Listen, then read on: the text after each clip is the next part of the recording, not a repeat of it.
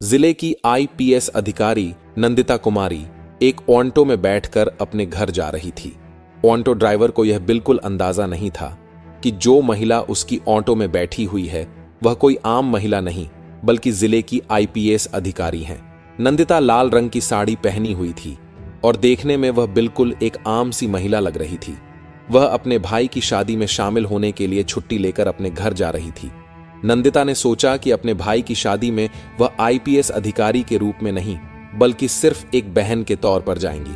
Auto चलाते हुए driver ने कहा, मैडम, आपकी वजह से मैं इस रास्ते से जा रहा हूं, वरना मैं इस रास्ते से बहुत कम जाता हूं। आईपीएस अधिकारी नंदिता ने ऑटो वाले से पूछा, लेकिन ऐसा क्यों भैया, इस रास्ते में क्या प्रॉब्लम है? ऑटो ड्राइवर ने कहा, मैडम, इस रास्ते पर कुछ पुलिस वाले खड़े रहते हैं। हमारे इस इलाके का जो इंस्पेक्टर है वह ऑटो का चालान बिना वजह काटता है और ऑटो वालों से बिना किसी गलती के पैसे वसूलता है, और अगर इंस्पेक्टर की बात नहीं मानते तो वह लोगों के साथ मारपीट करता है। आज पता नहीं मेरे किस्मत में क्या लिखा है। ऊपर वाला करे कि इस टाइम पर वह इंस्पेक्टर रास्ते में ना मिले, वरना वह बिना गलती के मुझसे पैसे वसूल करेगा। आईपीएस नंदिता मन ही मन सोच रही थी, क्या सच में यह ऑटो ड्राइवर जो कह रहा है वह सच है? क्या वाकई यहां के थाने का इंस्पेक्टर इतना गलत काम करता है? थोड़ी ही दूर आगे बढ़ने पर उन्होंने देखा कि सड़क के किनारे इंस्पेक्टर दिलीप राणा अपने साथियों के साथ खड़ा था और वाहनों की चेकिंग कर रहा था। जैसे ही ऑटो उनके सामने पहुंचा, इंस्पेक्टर दिलीप राणा ने लाठी से इशारा करके ऑटो को रोक दिया। फिर इंस्पेक्टर दिलीप गुस्से में बोला, अरे ओ पायलट, नीचे उतर। तेरे बाप की सड़क है क्या? इतनी तेज स्पीड में ऑटो चला रहा है, कानून का कोई डर नहीं है क्या? चल अब जल्दी से 5,000 का चालान भर। इतना कहकर इंस्पेक्टर ने चालान बुक निकाल ली। ड्राइवर मोहन डरते हुए बोला, साहब, मैंने कोई नियम नहीं तोड़ा, आप किस बात का चालान काट रहे हैं? कृपया ऐसा मत कीजिए, मेरी कोई गलती नहीं है और अभी मेरे पास इतने पैसे भी नहीं है। मैं आपको 5,000 रुपए कहां से दूं? यह सुनकर इंस्पेक्टर दिलीप और भड़क गया। उसने ऊंची आवाज में कहा, ज्यादा जुबान मत चला मेरे सामने। पैसे नहीं है तो ऑटो क्या फ्री में चलाता है? जल्दी से ऑटो के कागज निकाल, कहीं यह ऑटो चोरी का तो नहीं है? ड्राइवर ने जल्दी से सारे कागज निकाल कर दिखा दिए। कागज बिल्कुल ठीक थे, सब कुछ पूरा था, लेकिन इंस्पेक्टर दिलीप ने फिर भी कहा, कागज तो सही है लेकिन चालान तो भरना ही पड़ेगा। अब 5 नहीं तो 3,000 ही दे दें, वरना तेरी यह ऑटो अभी सीज कर दूंगा। पास ही खड़ी आईपीएस नंदिता नेगी यह सब कुछ ध्यान से देख और सुन रही थी। उन्होंने देखा कि किस तरह इंस्पेक्टर दिलीप सिंह राणा एक गरीब और मेहनती ऑटो ड्राइवर को बिना वजह परेशान कर रहा था, उससे पैसे वसूलने की कोशिश कर रहा था। उनके मन में गुस्सा तो आया, पर उन्होंने खुद को शांत रखा ताकि पहले पूरी सच्चाई समझ सकें और फिर सही समय पर कार्रवाई कर सकें। ऑटो ड्राइवर ने डरते हुए इंस्पेक्टर दिलीप से कहा, साहब, इतने पैसे मैं कहां से लाऊं?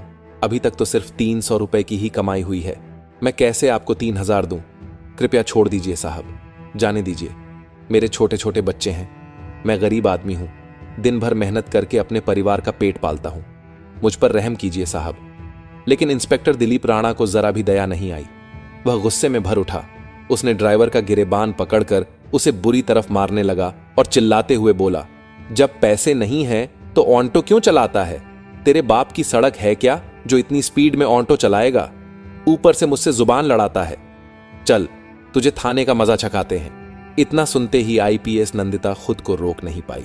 वह तुरंत आगे बढ़ी और इंस्पेक्टर के सामने खड़ी होकर बोली, इंस्पेक्टर, आप बिल्कुल गलत कर रहे हैं। जब ड्राइवर ने कोई गलती नहीं की तो आप उसका चालान क्यों काट रहे हैं?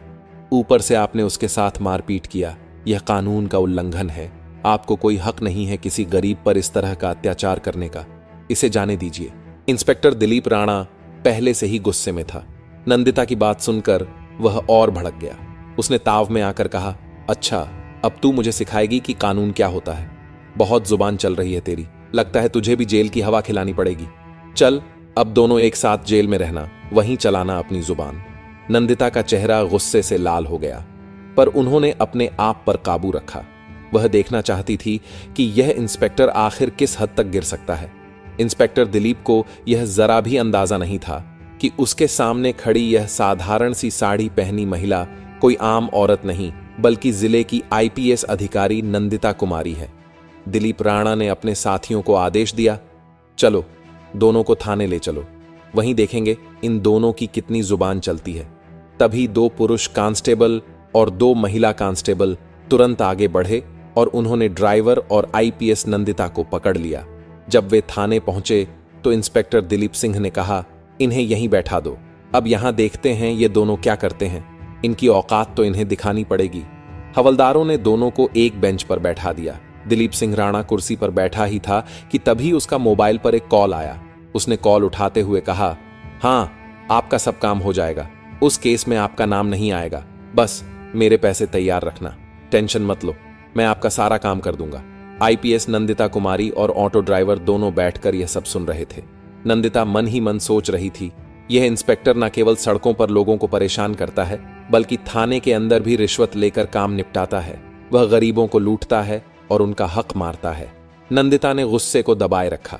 वे जानती थी कि अभी तात्कालिक गुस्से में कुछ करना ठीक नहीं होगा। असली मुकाबला सबूतों और सही तरीके से करना है, ताकि पूरा पुलिस प्रशासन और शहर यह देख सके। वे अंदर से योजना बना रही थी कि किस तरह इसे सबके सामने बेनकाब और उजागर किया जाए। पास बैठा ऑटो ड्राइवर परेशान था। वह अपने घर और बच्चों की चिंता कर रहा था।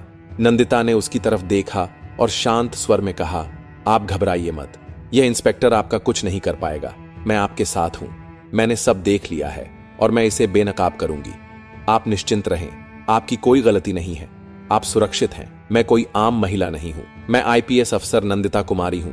मैं इस इंस्पेक्टर के सारे काले कामों का पता लगा रही हूं, इसलिए अभी चुप रहकर सब देख रही हूं, फिर सब साफ करके इसकी औकात लोगों के सामने दिखाऊंगी। यह सुनकर ऑटो ड्राइवर को थोड़ा सुकून मिला। उसने एक गहरी सांस ली और बोला, क्या आप सच में आईपीएस मैडम हैं? लेकिन जब मेरे साथ यह सब हो रहा था तो आपने कुछ क्यों नहीं कहा? मुझे बचाया क्यों नहीं? आप कहीं झूठ तो नहीं बोल रही हैं या आप इन लोगों से मिली हुई तो नहीं है? ड्राइवर थोड़ा घबराया हुआ था। नंदिता ने उसे शांति से भरोसा दिलाया, नहीं, मैं इन लोगों से नहीं मिली हूं, मैं सच में इस इंस्पेक्टर को बेनकाब करने के लिए चुप बैठी हूं। बस मैं देख रही हूं कि यह इंस्पेक्टर और कितने गलत इलीगल काम करता है, इसीलिए अभी चुप हूं, वरना चाहूं तो इसे तुरंत सस्पेंड भी करवा सकती हूं। तुम थोड़ा इंतजार करो, फिर देखो आगे मैं इसका क्या हाल करती हूं। कुछ देर बाद इंस्पेक्टर दिलीप राणा अपने कैबिन में चला गया। फिर उसने एक हवलदार को बुलाया और कहा, उस ऑटो ड्राइवर को बुलाकर लाओ। हवलदार तुरंत बाहर गया और ड्राइवर से बोला, साहब ने आपको अंदर बुलाया है। यह सुनकर ड्राइवर डर गया, मगर कोमल ने उसे हिम्मत दी और कहा, तुम परेशान मत हो, जो भी होगा मैं सब देख लूंगी। वह इंस्पेक्टर के पास गया। इंस्पेक्टर राणा ने ड्राइवर को देखकर हंसते हुए कहा, देख, अगर तुझे तेरी ऑटो बचानी है तो तुझे 3000 रुपए तो देने ही होंगे, वरना मैं तेरी ऑटो सीज कर दूंगा। ऊपर से तू मेरा दुश्मन भी बन जाएगा। पूरे इलाके में मेरा ही राज चलता है, मैं जो चाहूं वह कर सकता हूं, मुझसे टक्कर मत लेना, जो मैं कह रहा हूं वही कर। जल्दी से 3000 चालान भर दे। ड्राइवर का दिल जोर से धड़कने लगा। वह रोते हुए बोला, सर ऐसा मत कीजिए, मेरा हाल देखिए, अभी मेरे पास इतने पैसे नहीं हैं, मैं आपको 3000 रुपए कैसे दूं? प्लीज मुझे छोड़ दीजिए, मेरे घर में छोटे छोटे बच्चे हैं, मैं उन्हें क्या खिलाऊंगा? इंस्पेक्टर गुस्से में बोला, देख, मैं तेरी कोई भी बात नहीं सुनूंगा, पैसे दे, वरना तू बर्बाद होगा, तेरे परिवार को भी नुकसान होगा। अब पैसे तो तुझे देने पड़ेंगे। डर की वजह से ड्राइवर ने झट से जेब से 2000 रुपए निकालकर इंस्पेक्टर को दे दिए और कहा, मेरे पास बस इतना ही है, प्लीज ये रख लीजिए और मुझे जाने दीजिए। इंस्पेक्टर पैसे लेते हुए बोला, ठीक है, जा बाहर जाकर बैठ जा, और अब उस औरत को भेज जो तेरे साथ आई थी। ऑटो ड्राइवर बाहर आया और बोला, मैडम, अब साहब आपको बुला रहे हैं। नंदिता बिना झिझक उठी और अंदर चली गई। इंस्पेक्टर दिलीप राणा ने पूछा, नाम क्या है तुम्हारा? नंदिता ने आत्मविश्वास भरी आवाज में कहा, मेरे नाम से आपको क्या मतलब है? आप अपनी बताइए, आपने किस लिए बुलाया है? इंस्पेक्टर हैरान रह गया। उसे विश्वास नहीं हो रहा था कि एक आम औरत इतनी हिम्मत और आत्मविश्वास के साथ उससे इस तरह बात कर रही है। वो बोला, देखो, ज्यादा अकड़ मत दिखाओ, हमारे पास हर अकड़ की दवा है, अभी 2 डंडे पड़ेंगे तो सब अकड़ निकल जाएगी। अगर घर जाना है तो जल्दी से 2000 निकालो, वरना जेल की हवा खानी पड़ेगी। नंदिता ने बेखौफ होकर जवाब दिया, मैं आपको 1 रुपया भी नहीं दूंगी, मैंने कोई गलती नहीं की है। आप मुझसे किस बात के पैसे मांग रहे हैं? बिना वजह आपको पैसे देने का क्या मतलब? आप कानून का पालन कर रहे हैं या खुद कानून तोड़ रहे हैं? आपने जो यह वर्दी पहनी है उसका मतलब क्या? सिर्फ गरीबों को डराना है, उनसे पैसे ऐंठना है, क्या यही आपकी ड्यूटी है? यह सुनकर इंस्पेक्टर दिलीप राणा भड़क गया। उसने गुस्से में हवलदार को बुलाया और चिल्लाते हुए कहा, अभी इस औरत को जेल में बंद करो। हवलदार ने आदेश मानते हुए आईपीएस मैडम को लॉकअप में डाल दिया। किसी को भी इस बात का अंदाजा नहीं था कि आज जो कुछ हो रहा है उसके नतीजे कितने गंभीर होने वाले हैं। नंदिता बिना कुछ बोले शांत खड़ी रहीं। उनकी आंखों में गुस्सा नहीं बल्कि दृढ़ निश्चय झलक रहा था। कुछ देर बाद थाने के बाहर एक पुलिस की गाड़ी आकर रुकी। गाड़ी से आई एएस हितेश कुमार मीणा बाहर निकले। उनके चेहरे पर गुस्सा साफ झलक रहा था। वे सीधे थाने के अंदर गए और एक हवलदार से बोले, सुना है यहां किसी औरत को लॉकअप में बंद किया गया है। हवलदार थोड़ा अटक कर बोला, हां सर, लेकिन क्या हुआ है? तभी अंदर से इंस्पेक्टर दिलीप राणा बाहर आया और बोला, कौन है रे, क्या बात है?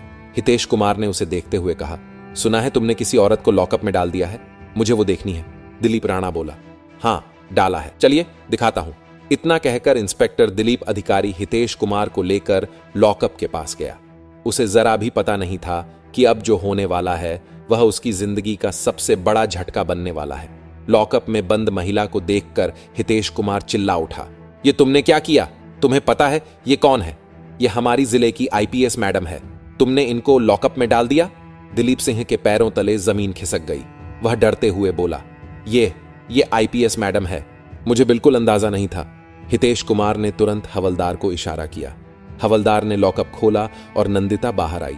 नंदिता ने शांत और ठंडी आवाज में पूरी बात हितेश को बताई कि कैसे दिलीप राणा ने ओमांटो ड्राइवर को रोककर पैसे मांगे, कैसे उसने ड्राइवर के साथ मारपीट की, कैसे उसने उन्हें और ड्राइवर को थाने ले जाकर परेशान किया और बाद में लॉकअप में बंद कर दिया। नंदिता ने बताया कि वे सब कुछ देख रही थीं ताकि इस इंस्पेक्टर की करतूतों को साबित किया जा सके। हितेश समझ गया कि मामला बहुत गंभीर है। वह तत्काल बाहर निकले, आगे की कार्यवाही शुरू की। सबसे पहले उन्होंने आधिकारिक चैनलों के जरिए अपने वरिष्ठ अधिकारी एएसपी सीओ को मामले की जानकारी भेजी। फोन पर सूचना के साथ लिखित रिपोर्ट भी भेजी गई ताकि हर कदम का रिकॉर्ड रहे। एएसपी ने रिपोर्ट देखकर स्थिति गंभीर पाई और उन्होंने जिले के प्रशासन को नियमों के अनुसार आधिकारिक सूचना भेजी। जिलाधिकारी डीएम को आधिकारिक माध्यम से मामले की जानकारी दी गई और कहा गया कि यह मामला तत्काल उच्च स्तरीय जांच मांगता है। डीएम और एसपी दोनों ही मामले की गंभीरता देखते हुए थाने पर पहुंचे। डीएम थाने पर आए और वहां का पूरा मामला देखा। डीएम ने दिलीप राणा से पूछा, तुमने किस अधिकार से किसी महिला को इस तरह थाने में ठहराया और बिना वजह लॉकअप में डाला? डीएम ने स्पष्ट कहा कि यह कार्य कानून का उल्लंघन है। गरीब नागरिकों से रिश्वत मांगना और जानबूझकर पिटाई करना आपराधिक कृत्य है। उन्होंने तुरंत निर्देश दिया कि मामले की जांच कराई जाए, संबंधित के खिलाफ आपराधिक कार्यवाही और अनुशासनात्मक कदम उठाए जाए और तत्काल प्रभाव से संरक्षण हेतु कदम उठाए जाए ताकि पीड़ितों को न्याय मिल सके। नंदिता ने कहा कि वह इस मामले में गवाही देंगी और साथ में ऑटो ड्राइवर भी गवाही देगा। डीएम ने कहा कि आज ही विस्तृत जांच और कार्रवाई के आदेश दिए जाएंगे ताकि आगे कोई भी ऐसे दुरुपयोग की हिम्मत न करे। डीएम ने तुरंत संबंधित एएसपी और विजिलेंस विभाग को निर्देश दिए कि वे मामले की पूरी जांच करें। उन्होंने कहा कि इंस्पेक्टर दिलीप सिंह राणा के खिलाफ तुरंत अनुशासनात्मक और आपराधिक कार्रवाई की जाए और पीड़ित ऑटो ड्राइवर और आईपीएस नंदिता कुमारी को इंसाफ दिलाया जाए। नंदिता ने डीएम को पूरी घटना विस्तार से बताई। उन्होंने कहा कि यह सिर्फ उनका मामला नहीं है, बल्कि जिले के कई गरीब और छोटे व्यवसाय लोग इसी तरह के अत्याचारों के शिकार होते हैं। उन्होंने अपना बयान आधिकारिक रिपोर्ट में दर्ज करवाया ताकि कोई भी इसे दबा ना सके। ऑटो ड्राइवर से भी पूछताछ हुए। ड्राइवर ने डीएम और जांच अधिकारियों के सामने बताया कि किस तरह से दिलीप राणा ने बिना किसी कारण के चालान भरने और पैसे मांगने की धमकी दी। उसने बताया कि अगर उसने पैसे नहीं दिए होते तो उसका ऑटो सीज हो जाता और परिवार भूखा मर जाता। ऑटो ड्राइवर का बयान भी आधिकारिक फाइल में दर्ज किया गया। जांच शुरू हुई। विजिलेंस टीम ने थाने के रिकॉर्ड और सीसीटीवी फुटेज का अध्ययन किया।